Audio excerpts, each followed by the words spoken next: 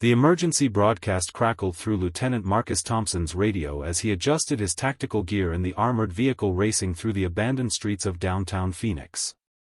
Code Red Alpha, containment breach at Research Facility 7. Multiple civilian casualties confirmed. Hostile entities are mobile and aggressive. Thompson's team of 8 elite military specialists had trained for this scenario countless times, but nothing could have prepared them for the reality of what they were about to face. Through the reinforced windows, he could see overturned cars, shattered storefronts, and the telltale signs of mass panic, abandoned shoes, scattered belongings, and streaks of dark stains across the asphalt that told a story no one wanted to hear. Captain Jessica Rodriguez, the team's demolitions expert, checked her equipment one final time while studying the facility blueprints on her tablet. Entry points are here and here, she pointed to 2 locations on the screen.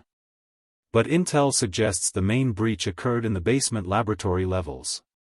We're looking at a vertical containment challenge. The facility had been conducting classified biodefense research, and now those same experiments had turned into humanity's worst nightmare. Dr. Michael Harrison, the team's scientific advisor, had been analyzing the limited data they'd received about the outbreak. Based on preliminary reports, we're dealing with an accelerated decomposition virus that somehow maintains motor function and aggressive behavioral patterns. The infected retain basic problem-solving abilities but appear to have lost all higher cognitive functions except for an overwhelming drive to spread the infection. Sergeant Ryan Mitchell, their communications specialist, established contact with the command center while monitoring multiple emergency frequencies. The chatter was chaotic, police departments overwhelmed, hospitals evacuating, and civilian authorities completely out of their depth. Command, this is Bravo team approaching the facility. We're seeing significant civilian displacement in the surrounding areas. Recommend immediate establishment of a 5-mile exclusion zone. The response came back immediately, negative, Bravo team. We cannot authorize civilian evacuations of that magnitude without concrete confirmation of the threat level. Your primary objective is reconnaissance and threat assessment. Staff Sergeant Amanda Collins, the team's medic and biochemical warfare specialist, had been studying the few medical reports that had made it through official channels. What we're seeing doesn't match any known pathogen in our databases. The transformation time from exposure to full infection appears to be between 4 to 8 hours, but the infectious period begins much earlier. Infected individuals show increased physical strength, reduced pain sensitivity, and complete loss of self-preservation instincts. She paused, reviewing her notes. The most disturbing aspect is that they seem to retain enough cognitive function to use simple tools and coordinate basic group behaviors. As their convoy approached the research facility, Corporal David Park, their sniper and reconnaissance expert, used high-powered optics to scan the area. I count at least 30 individuals exhibiting aberrant behavior patterns in the facility courtyard. They're moving in groups, showing coordinated movement patterns that suggest retained tactical awareness. This isn't mindless shambling, they're hunting. The facility itself was a sprawling complex of interconnected buildings, with the main laboratory situated 3 stories underground. Emergency lighting cast eerie shadows through broken windows, and the complete absence of normal human activity created an atmosphere of dread that affected even these hardened military professionals. Technical Sergeant James Wilson, their electronics and security specialist, had been attempting to access the facility's security systems remotely. I'm getting intermittent signals from internal cameras, but the footage is disturbing. The infected appear to be gathering in the lower levels, almost like they're protecting something.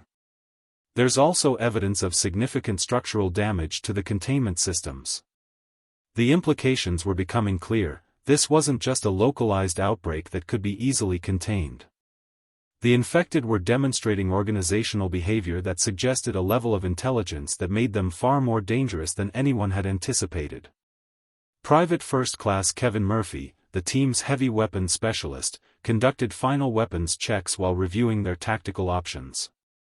Standard small arms may not be sufficient if these things are as resilient as the reports suggest. I'm recommending we prioritize precision targeting and prepare for extended engagement scenarios. We need to assume they can adapt to our tactics. The weight of their situation was beginning to sink in. They were essentially walking into an unknown combat environment against an enemy that defied all conventional military doctrine. As they reached the facility perimeter, Lieutenant Thompson made the decision that would define their mission. "All right, people, we go in fast and quiet. Primary objective is to assess the scope of the outbreak and identify the source. Secondary objective is to determine if containment is still possible. But remember, our survival and the survival of everyone outside this facility depends on us getting accurate intelligence back to command. We are not heroes going in to save the day. We are professionals gathering the information that will determine humanity's response to this threat." The vehicle came to a stop, and through the reinforced glass, they could see their first glimpses of the infected, human forms that moved with an unnatural gait, their clothes torn and stained, but their movements showing a predatory focus that was absolutely terrifying. The real battle for humanity's survival was about to begin, and these 8 individuals represented the thin line between civilization and chaos.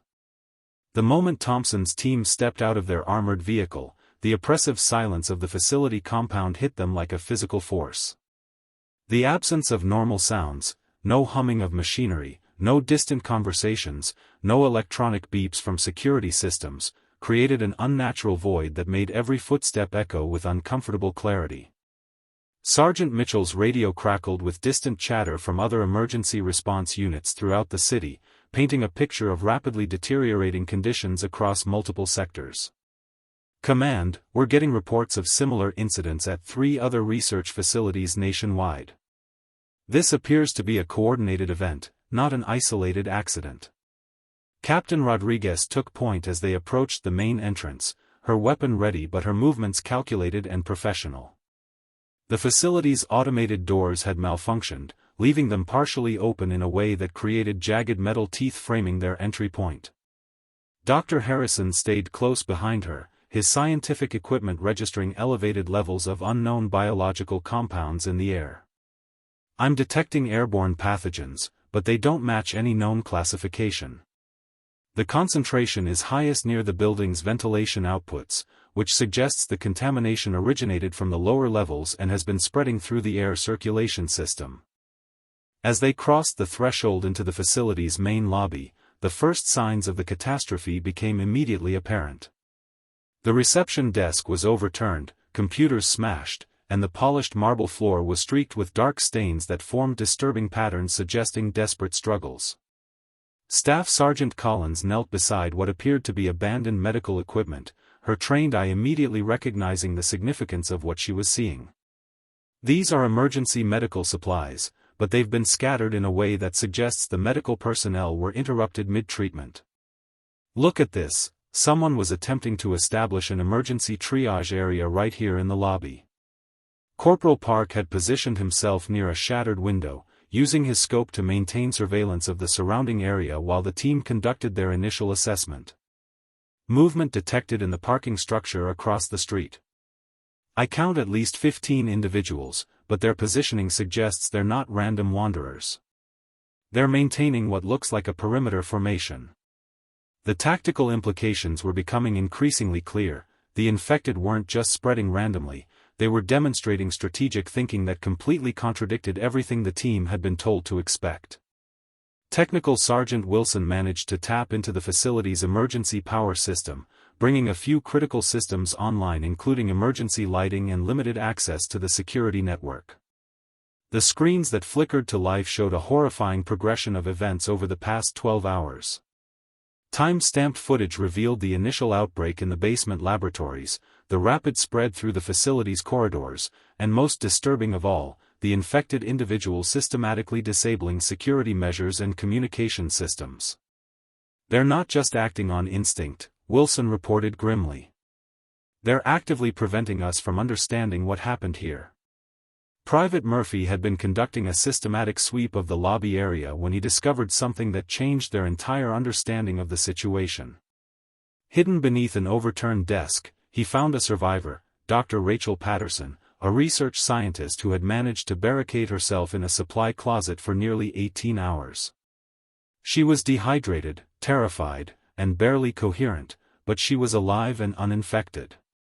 "They came up from the basement levels," she whispered, her voice hoarse from fear and dehydration. "But it wasn't random. They moved through the building like they knew exactly where to go, who to target first. The security personnel, the communications staff, anyone who might have been able to call for help, they went after them specifically." Dr. Harrison immediately began medical assessment of the survivor while extracting crucial information about the outbreak's origins. The project was called Cognitive Preservation Protocol, Dr. Patterson explained between sips of water. "We were trying to develop treatments for degenerative brain diseases by enhancing neural pathway resilience. But something went wrong with the latest test batch. The subjects didn't just maintain cognitive function during cellular breakdown, they became something else entirely. They retained intelligence, memory, problem-solving abilities, but lost all emotional regulation and ethical constraints." Lieutenant Thompson processed this information while coordinating with his team's various specialties. "So we're not dealing with mindless infected. We're dealing with intelligent predators who understand our tactics, our technology, and our weaknesses." The strategic implications were staggering. Traditional containment protocols were designed for scenarios involving either human insurgents with normal capabilities or mindless infected with limited coordination. This situation combined the worst aspects of both threats while adding entirely new complications. As the team prepared to descend into the facility's lower levels where the outbreak had originated, Sergeant Mitchell received an urgent communication from command that changed everything. "Bravo team, be advised, we've lost contact with Alpha team at the Denver facility, and Charlie team is reporting heavy casualties at the Atlanta site. You are now our primary intelligence asset for understanding this threat. Whatever you find down there, the survival of 3 major metropolitan areas may depend on the information you gather." The weight of responsibility settled on Thompson's shoulders as he realized that their reconnaissance mission had become humanity's best hope for developing an effective response to an enemy that was far more dangerous and intelligent than anyone had imagined. The descent into the facility's lower levels began with Technical Sergeant Wilson systematically overriding security locks while the rest of the team maintained defensive positions. Each sublevel they passed revealed increasingly disturbing evidence of the outbreak's progression. Level B1 showed signs of hasty evacuation, personal belongings scattered, emergency protocols partially implemented, and clear evidence that people had tried to follow standard containment procedures before the situation spiraled beyond control. Dr. Patterson, now somewhat recovered and insisting on accompanying them despite protests, pointed out specific locations where her colleagues had made their last stands. Dr. Martinez barricaded himself in Lab 7 with 3 other researchers. They managed to transmit one partial data burst to the CDC before. Her voice trailed off as they passed the laboratory door, which had been torn completely off its hinges. Level B2 presented a dramatically different scenario that immediately set every member of the team on high alert. The corridors were not just empty, they had been systematically cleared and reorganized. Equipment had been moved with purpose, creating clear pathways and eliminating potential hiding spots. Corporal Park's tactical assessment was immediate and chilling. "This isn't destruction, it's renovation. They've modified this space for their own purposes." The implications were staggering. The infected weren't just occupying the facility, they were adapting it to serve their needs in ways that demonstrated advanced planning and coordination. Captain Rodriguez discovered something that fundamentally changed their understanding of what they were facing when she investigated what appeared to be a makeshift communication center the infected had established. Jury-rigged equipment connected various laboratory computers and communication systems in a configuration that Dr. Harrison immediately recognized as highly sophisticated. This setup would allow coordinated communication between multiple facilities. They're not just intelligent individually, they're operating as a networked collective. The technical complexity of what they were seeing suggested that some of the infected retained not just their cognitive abilities, but their professional expertise and knowledge. As they approached Level B3, where the original outbreak had occurred, Sergeant Mitchell's radio equipment began picking up transmissions on frequencies that weren't part of any standard emergency response protocol. The signals were coded, systematic, and definitely not random noise. "I'm detecting organized communication patterns between this facility and at least 2 other locations. The signal strength and encryption suggest military-grade coordination." Staff Sergeant Collins was simultaneously analyzing biological samples they'd collected from the upper levels, and her findings were equally disturbing. The pathogen shows signs of deliberate modification during transmission. It's not just spreading, it's evolving and adapting in real time based on environmental conditions. The entrance to Level B3 had been sealed from the inside using a combination of official security measures and improvised reinforcements. Private Murphy's assessment of the barrier revealed something that made every team member reconsider their tactical approach. These modifications weren't made to keep people out, they were designed to control who gets in. There's a sophisticated entry system here that suggests they're selectively allowing access.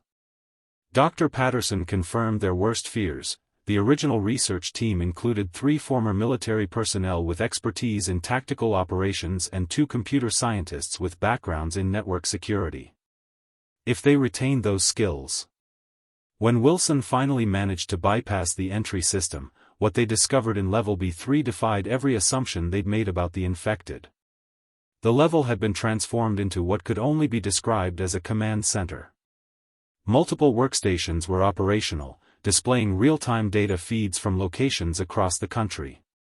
Maps showing infection spread patterns, tactical assessments of human response capabilities, and most terrifying of all, detailed plans for expanding their operations.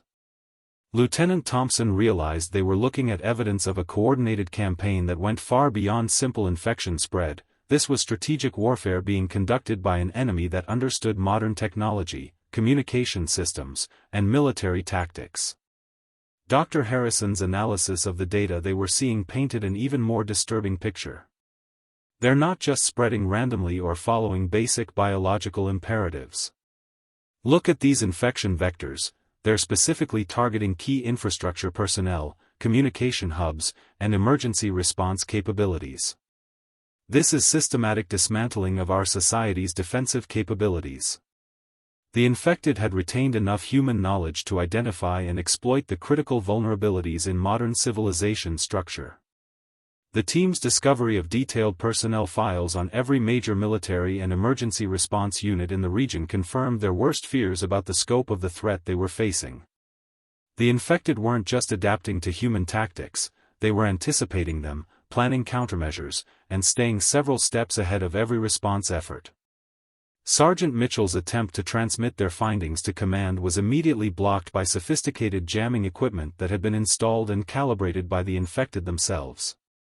As they prepared to investigate the deepest level of the facility where the original experiments had taken place, motion sensors throughout the level began activating in sequence. The infected weren't just aware of their presence, they had been monitoring the team's progress and were now responding with coordinated tactical movements that suggested they had been planning for exactly this type of incursion. Thompson realized that what they had assumed was a reconnaissance mission had actually been a carefully orchestrated trap, and they were about to face an enemy that had spent hours preparing for their arrival while using every advantage of superior numbers, intimate knowledge of the facility, and tactical intelligence that matched their own military training. The first indication that they were completely surrounded came when Corporal Park's thermal imaging revealed heat signatures moving through ventilation systems, service corridors, and maintenance areas that weren't visible on any facility blueprint. "We have contact on multiple levels simultaneously," he reported, his voice steady despite the implications.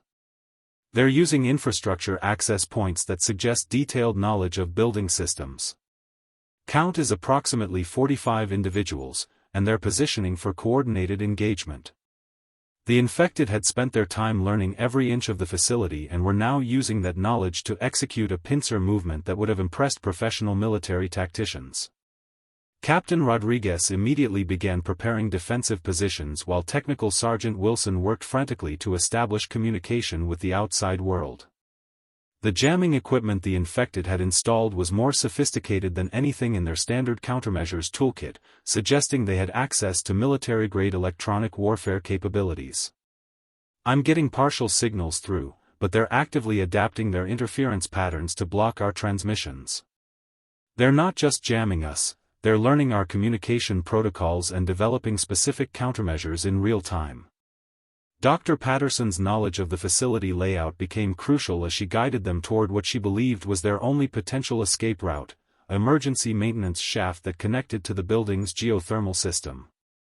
It was designed as a last-resort evacuation option for the research staff, but it requires manual operation of several systems along the way. If they've discovered it. Her concerns were immediately validated when Staff Sergeant Collins' biological sensors detected fresh traces of the pathogen along the route, indicating the infected had indeed found and potentially compromised their planned escape path. The first direct contact with the infected came when Private Murphy encountered 3 individuals who had once been facility security personnel. What made the encounter particularly unsettling was their coordinated tactical approach. They moved with military precision, communicated through subtle hand signals, and demonstrated weapon handling skills that clearly indicated retained muscle memory and training. "They're armed with facility security equipment and they know how to use it," Murphy reported as he fell back to the team's defensive position. "But more than that, they're showing fire discipline and tactical restraint. They're not attacking randomly, they're probing our defenses."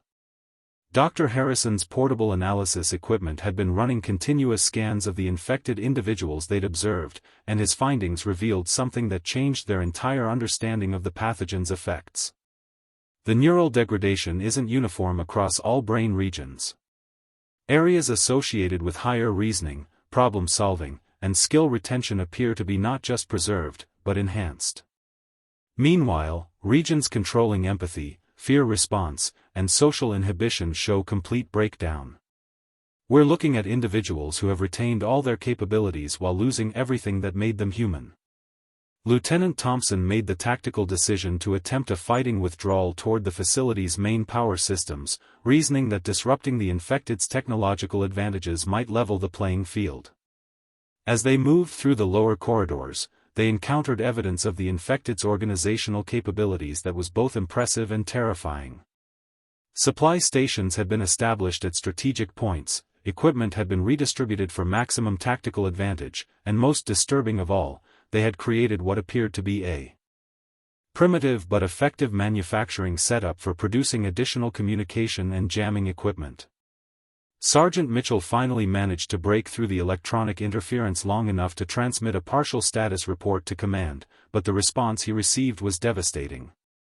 "All other facilities have gone completely dark. Denver, Atlanta, and Seattle teams are presumed lost.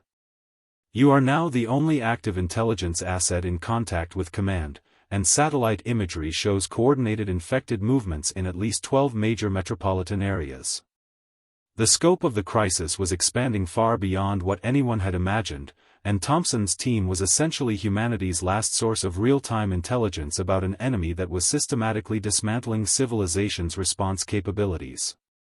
As they reached the facility's power distribution center, Technical Sergeant Wilson discovered that the infected had anticipated this exact strategy.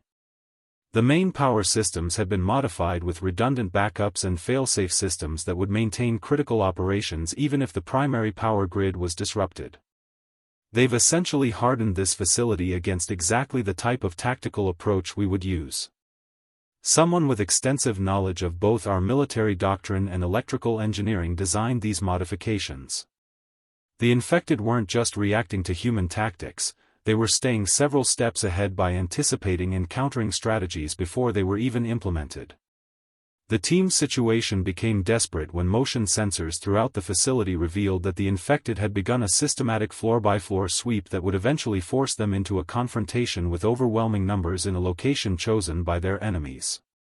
Captain Rodriguez's demolitions expertise offered one potential solution, creating an explosive breach that would allow them to escape through the facility's outer wall, but the structural analysis suggested such an action might compromise the building's integrity and potentially release additional biological hazards into the surrounding area. Dr. Patterson made a decision that surprised everyone when she volunteered to attempt contact with her former colleagues among the infected, reasoning that their retained memories and professional relationships might make negotiation possible. If they've kept their intellectual capabilities, they might still be capable of recognizing that spreading this pathogen will ultimately lead to the collapse of the technological infrastructure they're currently using. They need us as much as we need to stop them. Thompson realized that their survival might depend on a strategy that went against every military instinct, attempting to reason with an enemy that had retained human intelligence while losing human morality. The decision to allow Dr. Patterson to attempt communication with the infected represented the most dangerous gamble of Thompson's military career, but with their tactical options rapidly diminishing, unconventional approaches had become their only hope for survival. Patterson approached the facility's main communication system that the infected had been using for their coordination, her hands trembling slightly as she activated the intercom network. "This is Dr. Rachel Patterson to any former research staff who might be monitoring. I know you can understand me, and I know you remember our work together. We need to talk." The response came almost immediately, not through the speakers, but through a systematic dimming and brightening of the facility's lights in a pattern that Patterson immediately recognized as Morse code. Technical Sergeant Wilson translated the light signals while the rest of the team maintained defensive positions, ready to respond to any aggressive movement from their unseen adversaries. The message was both encouraging and deeply unsettling. "We remember you, Rachel. We remember everything. But we are something new now. Something better. Join us and understand." Staff Sergeant Collins monitored her biological sensors during this exchange and noted significant increases in airborne pathogen concentrations, suggesting that the infected were deliberately increasing their chemical output during the communication attempt. Dr. Harrison seized the opportunity to gather crucial scientific intelligence by directing questions toward the infected through Patterson's communication link. "Ask them about the pathogen's transmission mechanism and whether they have conscious control over its spread," he whispered urgently. The response came through a combination of light signals and subtle manipulations of the facility's ventilation system that created distinct sound patterns. "We do not spread infection. Infection spreads us. We are the network. Every new node makes us stronger, smarter, more capable of solving the problems that individual humans cannot." Lieutenant Thompson realized they were dealing with something far more complex than enhanced individuals. They were facing what appeared to be a collective intelligence that retained individual personalities and memories while operating as components of a larger organism. Corporal Park's continued surveillance revealed that during the communication, infected individuals throughout the facility had stopped their tactical movements and appeared to be standing motionless, as if they were all participating in the conversation simultaneously through some form of shared consciousness.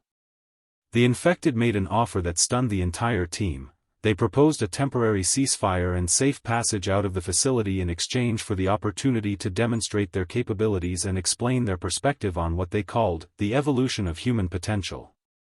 Captain Rodriguez immediately objected to any negotiation with hostile forces, but Thompson recognized that this might be their only chance to gather intelligence that could save not just their lives, but potentially provide crucial information for developing effective countermeasures. "We accept your offer of safe passage, but we maintain our weapons and our right to defend ourselves if threatened," Thompson announced through the communication system. Private Murphy's heavy weapons training made him deeply skeptical of trusting an enemy that had just demonstrated sophisticated tactical coordination, but even he had to admit that their ammunition and supplies were limited while the infected appeared to have virtually unlimited resources and strategic advantages. The infected responded by systematically deactivating all the facility's defensive systems and opening secure doors throughout the complex, a demonstration of their complete control over the environment that served as both a gesture of good faith and a clear reminder of their overwhelming tactical superiority. Sergeant Mitchell managed to establish a brief communication link with command during the temporary ceasefire, transmitting critical intelligence about the infected's collective behavior and technological capabilities. The response from command was immediate and chilling, negative on any negotiation or intelligence sharing with hostile entities. "Your orders are to gather intelligence and neutralize the threat by any means necessary. Backup units are en route, ETA 30 minutes. Thompson realized that Command's approach would likely result in the destruction of his team and the loss of invaluable intelligence about an enemy that was clearly capable of outmaneuvering conventional military responses. As the team cautiously moved through the facility under the Infected's guarantee of safe passage, they observed the full extent of the organizational changes that had been implemented.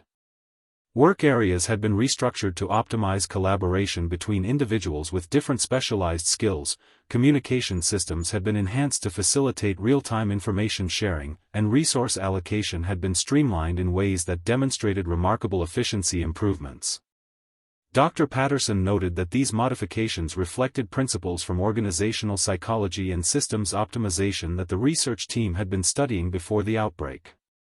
The Infected led them to a central conference room where they encountered Dr. Martinez, Patterson's former colleague, who served as a spokesman for the collective. His appearance was unsettling, clearly deceased according to normal biological markers, but articulate, intelligent, and displaying personality traits that Patterson immediately recognized. "We understand your fear, Rachel, but we also understand things that living humans cannot comprehend. We have access to the combined knowledge, skills, and memories of everyone in our network.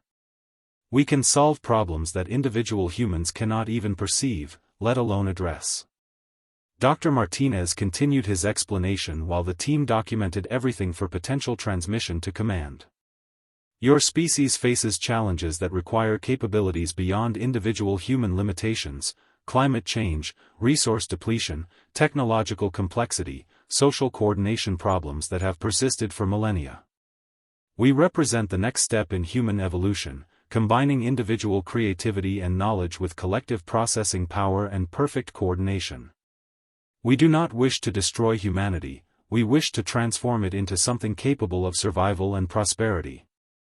Thompson realized that they were not just facing an enemy, but a philosophical challenge to humanity's fundamental assumptions about individual identity, consciousness, and the nature of human civilization itself.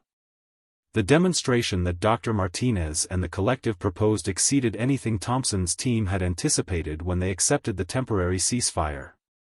Within minutes, the Infected had solved complex logistical problems that had been plaguing the facility's operations for months before the outbreak, optimized energy distribution systems to increase efficiency by 40%, and developed 3 different potential solutions to contain airborne pathogens, solutions that Dr. Harrison immediately recognized as scientifically sound and innovative. "They're not just retaining human knowledge," Harrison whispered to Thompson, "they're actively improving upon it through collective processing that exceeds individual human capabilities." Staff Sergeant Collins found herself in the uncomfortable position of witnessing medical innovations that could revolutionize treatment of degenerative diseases, trauma recovery, and neurological disorders, all developed by the Infected collective in real time as they worked to address questions her team had posed. "The ethical implications are staggering," she reported quietly. "If their claims about enhanced problem-solving capabilities are accurate, they might actually be capable of solving medical challenges that have defeated human researchers for decades." The Infected demonstrated their point by providing detailed treatment protocols for 3 team members' undisclosed medical conditions, information they had somehow deduced through minimal observation. Technical Sergeant Wilson's analysis of the Infected's technological capabilities became increasingly disturbing as he observed their real-time coordination with infected individuals at other facilities nationwide.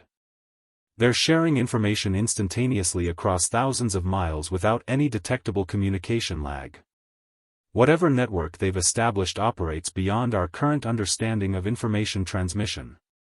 The collective was simultaneously managing resource distribution, tactical coordination, and research activities across multiple locations with a level of efficiency that made military command structures seem primitive by comparison. Private Murphy's weapons training made him acutely aware that the Infected's technological advantages extended to military applications that could revolutionize warfare itself. During their demonstration, Infected individuals had developed improved armor configurations, more efficient ammunition designs, and tactical coordination protocols that represented significant advances over current military doctrine. If they decided to engage in conventional warfare using these capabilities, existing military forces would be completely outmatched, Murphy reported grimly. But more concerning is their apparent lack of interest in traditional conquest. They seem focused on transformation rather than destruction. Dr. Patterson found herself torn between scientific fascination and human loyalty as she observed her former colleagues demonstrating capabilities that fulfilled many of the research goals they had been pursuing before the outbreak. The collective had not only solved the original problems they had been investigating, but had identified and begun addressing related challenges that the research team hadn't even recognized. "They're offering to share this knowledge freely," she told Thompson, "but they're also making it clear that full benefits are only available to those who join their network." Sergeant Mitchell's communication with command became increasingly problematic as he attempted to relay the complex information they were gathering. Command's responses indicated a complete unwillingness to consider any perspective other than immediate military elimination of the threat, despite intelligence suggesting that conventional approaches had failed at every other facility. "Command is ordering immediate termination of all contact and preparation for assault team arrival," Mitchell reported. "They're not interested in the intelligence we're gathering. They've classified the infected as non-human hostiles regardless of retained cognitive capabilities." Captain Rodriguez faced the most difficult tactical assessment of her military career as she evaluated the infected's defensive capabilities and the likely outcomes of the approaching military assault. The collective had demonstrated complete control over the facility's systems, superior coordination capabilities, and detailed knowledge of military tactics and equipment. "An assault under these conditions will result in significant casualties for our forces while potentially providing the infected with additional military personnel and equipment to enhance their capabilities," she advised Thompson. "We may be looking at a scenario where military engagement actually strengthens the enemy." Lieutenant Thompson realized that his team was caught between conflicting duties: their orders to gather intelligence and eliminate threats, their responsibility to protect civilian populations, and their growing understanding that the situation defied conventional military solutions. Dr. Martinez and the collective made their position clear through a final communication: "We do not wish conflict with unenhanced humans, but we will defend ourselves and our evolution. The choice is yours: coexistence and gradual voluntary transformation, or conflict that will ultimately result in forced transformation of survivors." The sound of approaching military vehicles and aircraft indicated that Command's assault team was arriving ahead of schedule, forcing Thompson to make an immediate decision about his team's position.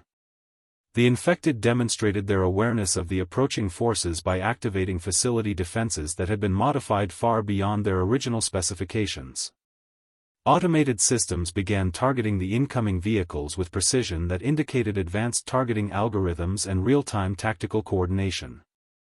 "They're not just defending this facility," Corporal Park observed through his scope, "they're using it as a demonstration of their capabilities for the approaching forces."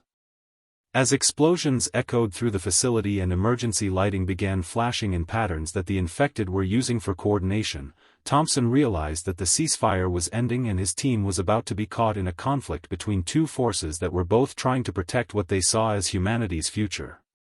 The collective made one final offer through the facility's communication system: "Join us voluntarily and retain your individual memories and personalities within our network, or remain separate and risk destruction in the coming conflict." The choice must be made now. Thompson looked at his team members and realized that their next decision would determine not only their survival, but potentially the fate of human civilization as they understood it. The first wave of the military assault began with helicopter gunships targeting the facility's outer defenses, but the infected's response demonstrated capabilities that exceeded every tactical assessment in the military's database. Automated defense systems that had been upgraded far beyond their original specifications engaged the aircraft with precision-guided munitions, while coordinated ground forces used advanced camouflage and electronic warfare techniques to neutralize approaching infantry units.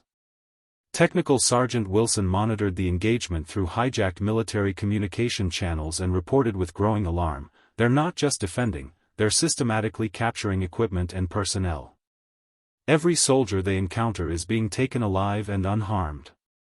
Captain Rodriguez watched through the facility's security cameras as infected individuals demonstrated tactical coordination that surpassed elite military units, moving with perfect synchronization while executing complex maneuvers that suggested real-time strategic adaptation. "They're learning our assault patterns faster than we can implement them," she reported to Thompson. But more concerning is their apparent effort to minimize casualties among our forces. They're using non-lethal suppression techniques and what appears to be selective application of airborne pathogens to incapacitate rather than kill. The infected were conducting warfare with restraint that indicated they still valued human life, even as they defended against what they perceived as an existential threat. Dr. Patterson's observations of her transformed colleagues during the battle revealed something that changed her entire perspective on the conflict. The infected individuals showed clear signs of emotional distress when forced to defend against their former species, and several attempted to establish communication with captured military personnel to explain their position rather than immediately beginning transformation procedures. "They're not monsters," she told Thompson urgently. "They retain enough humanity to feel conflict about what they're doing. This isn't conquest, it's a desperate attempt at survival by beings who still remember being human."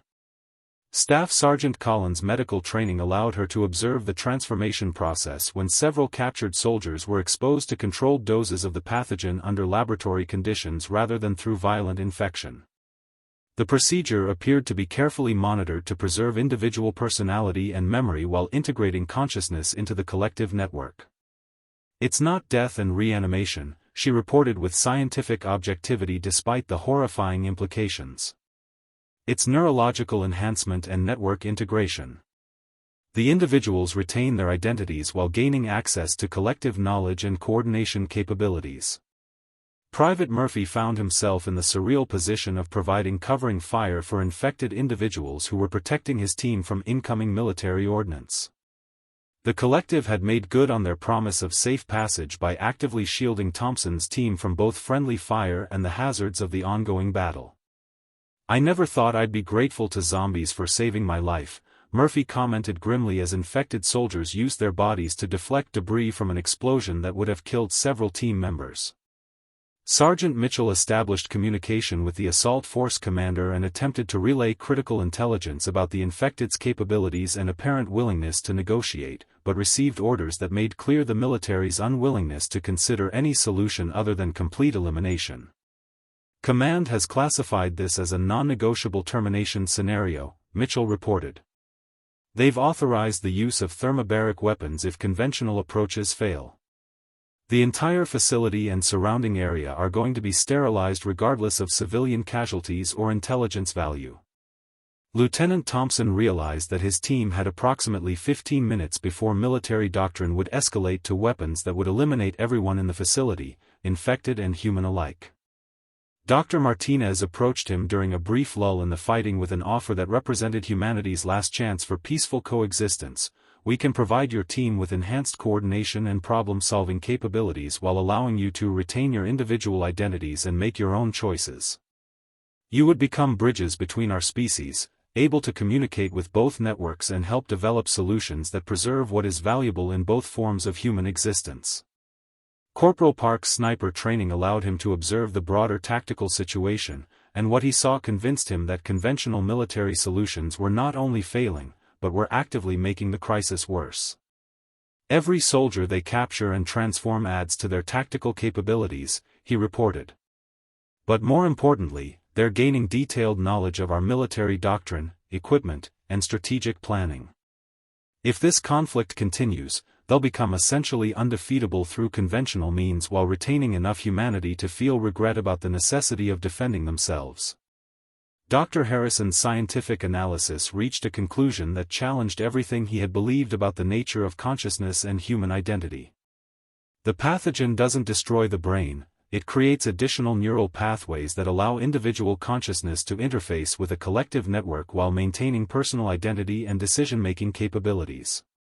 "It's not infection in the traditional sense, it's technological augmentation using biological mechanisms." The implication suggested that the infected might actually represent the next step in human evolution rather than a disease to be cured. As the sound of approaching heavy weapons indicated that the military was preparing to implement scorched earth protocols, Thompson faced the most important decision in human history. The collective made their final offer through every communication system in the facility simultaneously, join us willingly and help us demonstrate to your military leaders that cooperation is possible, or remain separate and be destroyed along with us when your commanders decide that elimination is preferable to evolution. We can save your species, but only if you allow us to prove that enhanced humanity can coexist with individual humanity." Thompson looked at his team members and saw the same recognition in their eyes that he felt in his own mind. They were not choosing between humanity and something alien, but between two different versions of what humanity might become. The infected had retained enough of their original selves to value individual choice and human life, while gaining capabilities that could solve problems that individual humans could never address alone. As the countdown to military bombardment reached its final minutes, Thompson realized that their decision would determine whether humanity's future would be shaped by fear and destruction, or by the possibility of voluntary evolution and enhanced cooperation between individual and collective forms of human consciousness.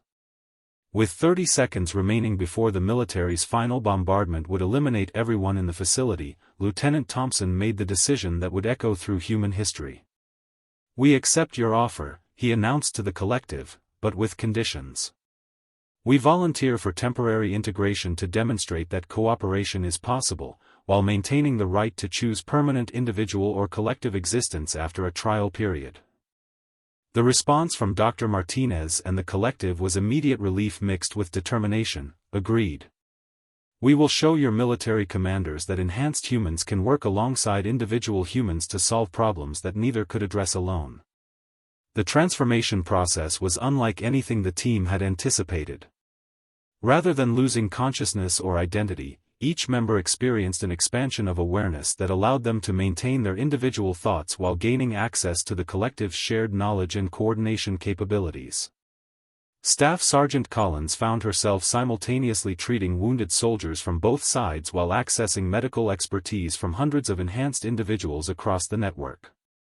Captain Rodriguez coordinated defensive positions while drawing on tactical knowledge from military personnel who had voluntarily joined the collective at other facilities.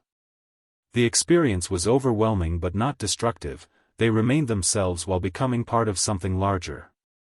Technical Sergeant Wilson's integration with the collective's communication network allowed him to establish contact with military commanders using encryption and authentication codes that proved his continued individual identity while demonstrating the collective's willingness to cooperate. "Command, this is Bravo Team Leader Wilson. We have successfully established communication protocols between individual and enhanced human forces. Request immediate ceasefire to demonstrate cooperative capabilities." The response was initially skeptical, but Wilson's ability to provide detailed intelligence about the infected's capabilities while maintaining his individual personality convinced command to delay the bombardment. The demonstration that followed exceeded everyone's expectations. Thompson's team, now temporarily integrated with the collective, worked alongside both enhanced and individual humans to develop real-time solutions to the crisis. Within 15 minutes, they had established secure communication between all parties, developed medical protocols for treating exposure victims, and created tactical plans for peaceful resolution of similar situations at other facilities. Dr. Harrison, accessing the collective's scientific knowledge while retaining his individual expertise, identified the key to making transformation reversible for those who preferred individual existence. Private Murphy's integration with the collective's tactical network allowed him to coordinate with enhanced military personnel in establishing defensive positions that protected both individual and collective humans from potential threats while demonstrating that cooperation enhanced rather than diminished military effectiveness.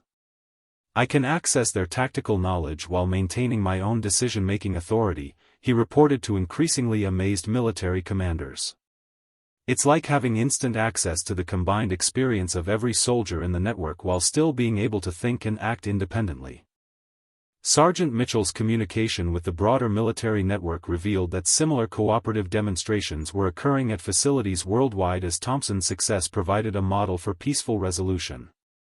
The collective had been monitoring the Phoenix facility's experiment and immediately implemented similar protocols at other locations, leading to rapid de-escalation of conflicts that had been escalating toward mutual destruction. "We're seeing voluntary cooperation agreements at 7 other facilities," Mitchell reported. The enhanced humans are willing to work within existing military and civilian command structures while providing their capabilities for mutual benefit. Dr. Patterson's work with her enhanced colleagues led to the development of protocols that would allow individuals to experience temporary integration with the collective for specific purposes, medical treatment, scientific research, tactical coordination, while maintaining their individual identity and autonomy. We've essentially created a bridge technology that allows cooperation without forced transformation, she explained to military and scientific observers. Enhanced humans can share their capabilities with individuals who remain biologically unchanged while both groups maintain their chosen form of existence. Corporal Park's observations of the broader situation revealed that the successful cooperation at the Phoenix facility had convinced military commanders worldwide that enhanced humans represented an opportunity rather than a threat. Satellite imagery shows enhanced human forces actively assisting with disaster relief, infrastructure repair, and security operations at multiple locations, he reported. They're not conquering human civilization, they're offering to help improve it while allowing individuals to choose their level of participation.